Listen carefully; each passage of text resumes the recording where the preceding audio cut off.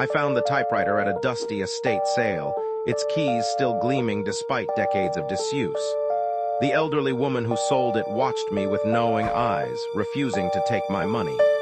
"It's yours now," she whispered. "It chose you." That night I heard it, the distinctive click-clack of metal keys striking paper. In my locked office, the typewriter sat active, its mechanisms moving without human touch. The paper read, "Tomorrow a child will fall." The next day, my neighbor's daughter broke her arm at the playground. More predictions followed. A car crash on Oak Street, a house fire on Maple Drive, each one horrifyingly accurate.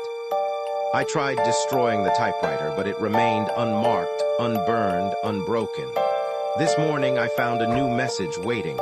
Tonight, the previous owner will collect her final payment. The keys are clicking again.